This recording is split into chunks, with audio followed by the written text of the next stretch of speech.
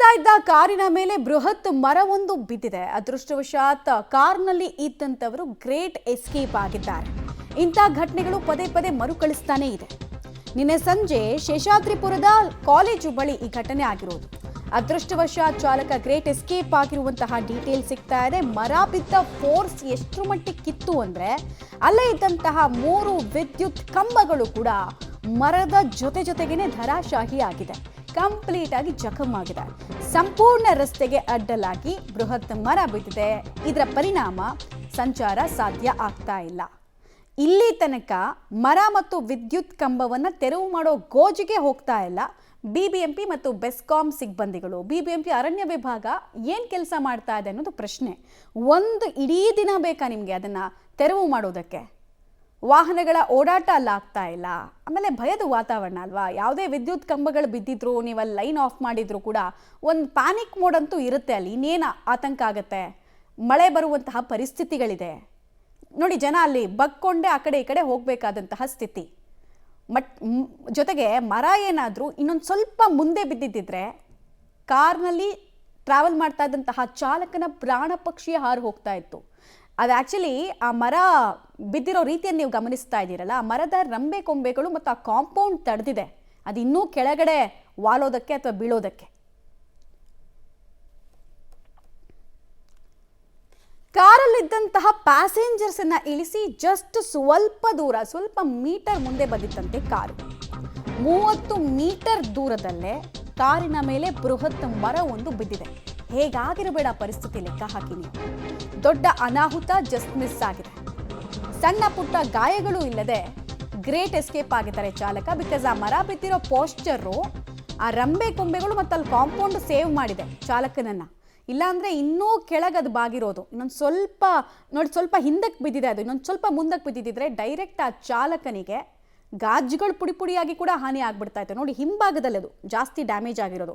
ಇದೇ ಮುಂಭಾಗದಲ್ಲಿ ಏನಾದರೂ ಆಗಿದ್ದಿದ್ರೆ ಚಾಲಕನ ಕತೆ ಏನಾಗಿದ್ದಿರಬಹುದು ಅನ್ನೋದನ್ನು ಅಂದಾಜು ಮಾಡೋದು ಕಷ್ಟ.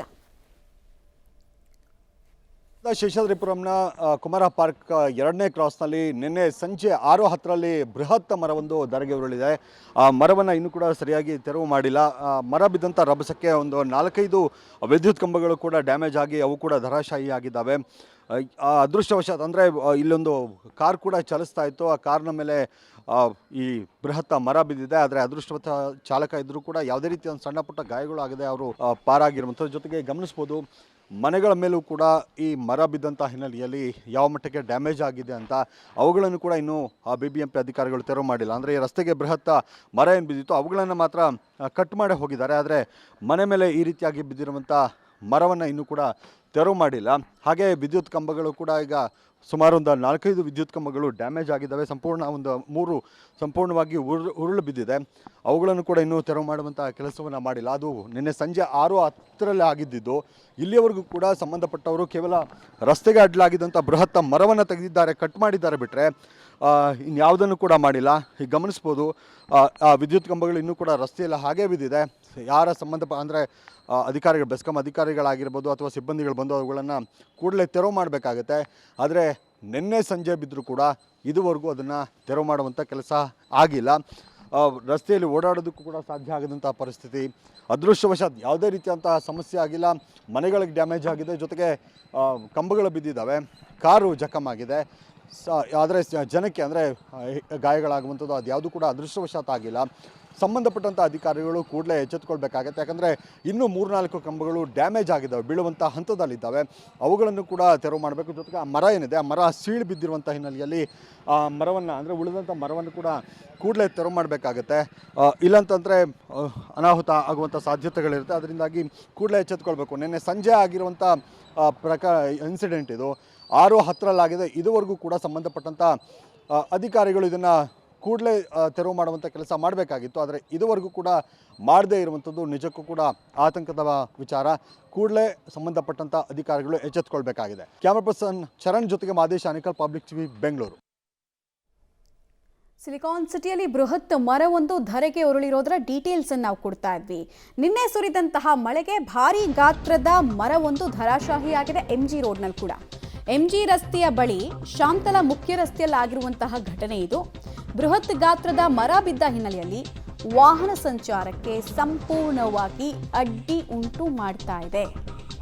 MG ರೋಡ್ನಲ್ಲಿ ಕೂಡ ಇದೇ ಕತೆ. ಶೇಷಾದ್ರಿಪುರ ಆಯಿತು, ಈಗ MG ರಸ್ತೆಯ ಕತೆ. ಅದು ಏನು ಭಾರೀ ದೊಡ್ಡ ಮಟ್ಟದಲ್ಲಿ ಮಳೆ ಬಂದು ಅನಾಹುತ ಆಗಿದ್ದಲ್ಲ, ಸಣ್ಣ ಪುಟ್ಟ ಮಳೆಗೂ ಕೂಡ ಈ ರೀತಿ ಮರಗಳ ಧರಾಶಾಹಿ ಆಗ್ತಾ ಇದೆ. ಬಿದ್ದ ಮರವನ್ನು ತೆರವು ಮಾಡೋ ಗೋಜಿಗೆ ಇಲ್ಲೂ ಅಧಿಕಾರಿಗಳು ಹೋಗ್ತಾ ಇಲ್ಲ. ಮೋಸ್ಟ್ಲಿ ಎಲ್ಲ ಅಧಿಕಾರಿಗಳು ಬೇರೆ ಯಾವುದೋ ಜಿಲ್ಲೆಯಿಂದ ಬರಬೇಕನ್ಸುತ್ತೆ, ಸಿಬ್ಬಂದಿಗಳೆಲ್ಲ. ಅದಕ್ಕೆ ಅವ್ರಿಗೆ ಟೈಮ್ ಇನ್ನೂ ಸಾಕಾಗ್ತಾ ಇಲ್ಲ. ಬರ್ಬೋದು ಒಂದು ಸಂಜೆ ರಾತ್ರಿ ಅವರು ಪುರ್ಸೋತ್ ಹಾಕ್ಕೊಂಡು ಎಲ್ಲ ಕೆಲಸ ಮುಗಿಸ್ಕೊಂಡು ಬರ್ಬೋದು. ಡೀಟೇಲ್ಸ್ ಕೊಡ್ತಾರೆ ಮಾದೇಶ್, ನೇರ ಸಂಪರ್ಕದಲ್ಲಿ ಜಾಯ್ನ್ ಆಗ್ತಾರೆ. ಮಾದೇಶ್, ಸಿಬ್ಬಂದಿಗಳ ವರ್ಗ ಏನು ಬೇರೆ ಜಿಲ್ಲೆ ಬೇರೆ ರಾಜ್ಯದಲ್ಲಿ ಏನಾದರೂ ಕೆಲಸ ಮಾಡ್ತಾ ಇದ್ದಾರಾ? ಅವ್ರಿಗೆ ಇನ್ನೂ ಪುರ್ಸೋತ್ ಆಗ್ತಾ ಇಲ್ವಾ, ಅಥವಾ ಬಸ್ ಸಿಗ್ತಾ ಇಲ್ವಾ, ಅಥವಾ ಎಲ್ಲರೂ ಸೆಕೆಂಡ್ ಶಿಫ್ಟಲ್ಲೇ ಕೆಲಸ ಮಾಡೋರಾ?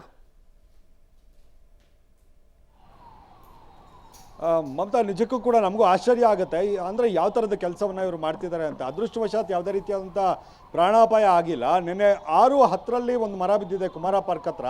ಆ ಬೃಹತ್ ಮರ, ಅದು ಕೂಡ ಚಲಿಸ್ತಾ ಇದ್ದಂಥ ಕಾರ್ ಮೇಲೆ ಬಿತ್ತು. ಏನೂ ಅನಾಹುತ ಆಗಿಲ್ಲ, ಜಸ್ಟ್ ಮಿಸ್ ಆಗಿದ್ದಾರೆ. ಚಾಲಕನೂ ಕೂಡ ಸೇಫ್ ಆಗಿದ್ದಾರೆ. ಕಾರ್ ಮಾತ್ರ ಹಾಳಾಯಿತು. ಜೊತೆಗೆ ಮನೆಗಳ ಮೇಲೂ ಕೂಡ ಈ ಮರ ಏನಿದೆ ಬೃಹತ್ ಮರ ಬಿದ್ದಿದೆ.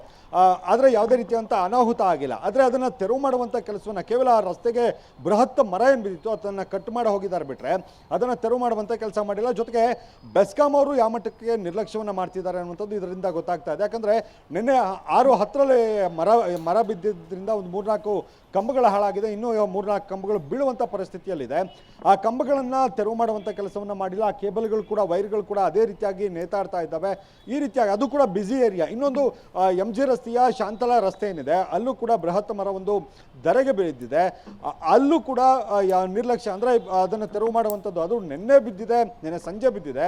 ಅದನ್ನು ಕೂಡ ತೆರವು ಮಾಡುವಂಥ ಕೆಲಸವನ್ನು ಬೆಳಗಿನವರೆಗೂ ಕೂಡ ಯಾರೂ ಮಾಡಿಲ್ಲ. ಈಗ ಬಂದು ಅದನ್ನು ತೆರವು ಮಾಡುವಂಥ ಕೆಲಸವನ್ನು ಬೆಸ್ಕಾಂನವರು ಜೊತೆಗೆ BBMP ಅಧಿಕಾರಿಗಳು, ಸಿಬ್ಬಂದಿಗಳು ಮಾಡ್ತಾ ಇರುವಂಥದ್ದು. ಆದರೆ ಯಾಕೆ ಈ ಮಟ್ಟಕ್ಕಿನ ನಿರ್ಲಕ್ಷ್ಯ ಅಂತ ಅಂದರೆ, ಹವಾಮಾನ ಇಲಾಖೆಯವರು ಮುನ್ಸೂಚನೆಗಳನ್ನು ಕೊಡ್ತಾರೆ. ಈ ಸಂದರ್ಭದಲ್ಲಿ ಮಳೆ ಆಗುತ್ತೆ, ಗಾಳಿ ಇರುತ್ತೆ, ಈ ಪ್ರಮಾಣದಲ್ಲಿ ಗಾಳಿ ಬರ್ಬೋದು, ಮಳೆ ಬರ್ಬೋದು ಅಂತ ಎಚ್ಚರಿಕೆಗಳನ್ನು ಕೊಡ್ತಾರೆ. ಆದರೂ ಕೂಡ BBMP ಎಚ್ಚೆತ್ತುಕೊಳ್ತಾ ಇಲ್ಲ ಅನ್ನುವಂಥದ್ದು ಸ್ಪಷ್ಟ ಉದಾಹರಣೆ ಇದು. ಯಾಕಂದರೆ ಮರ ಬಿದ್ದಂಥ ಸಂದರ್ಭದಲ್ಲೋ ಅಥವಾ ಕಂಬಗಳ ಬಿದ್ದಂಥ ಸಂದರ್ಭದಲ್ಲಿ ಕೂಡಲೇ ಅದನ್ನು ತೆರವು ಮಾಡುವಂಥ ಕೆಲಸವನ್ನು ಮಾಡಬೇಕಾಗತ್ತೆ. ಆದರೆ ಸುಮಾರು ಒಂದು ದಿನ ಆಗಲಿ, ಒಂದು 13, 14, 15 ಗಂಟೆ ಆಯಿತು, ಇದುವರೆಗೂ ಕೂಡ ಸರಿಯಾದಂಥ ಕ್ರಮಗಳನ್ನು ತೆಗೆದುಕೊಳ್ಳಲ್ಲ. ಅದನ್ನು ಸಂಪೂರ್ಣವಾಗಿ ತೆರವು ಮಾಡುವಂಥ ಕೆಲಸವನ್ನು ಮಾಡ್ತಾ ಇಲ್ಲ. ಅಂದರೆ ಇವರು ನಿಜಕ್ಕೂ ರಜೆ ಮೇಲೆ ಹೋಗಿದ್ದಾರಾ, ಯಾವ ಶಿಫ್ಟಲ್ಲಿ ಕೆಲಸ ಮಾಡ್ತಿದ್ದಾರೆ, ಏನು ಕೆಲಸ ಮಾಡ್ತಿದ್ದಾರೆ ಅನ್ನುವಂಥದ್ದು ನಿಜಕ್ಕೂ ಪ್ರಶ್ನೆ ಆಗುತ್ತೆ ಮಮತಾ. ಓಕೆ ಮಾದೇಶ್, ಹಾಗೆ ಸಂಪರ್ಕದಲ್ಲಿರಿ. ವೀಕೆಂಡ್ ಮೂಡ್ ಅಲ್ವಾ, ಮೋಜು ಮಸ್ತಿ ಮೂಡಲ್ಲಿದ್ದಾರೆ. ಕೆಲಸ ಮಾಡಿ ಅಂದರೆ ಹೆಂಗೆ? ನಡುಬಗ್ಸಿ ಕೆಲಸ ಮಾಡೋಕ್ಕಾಗಲ್ಲ.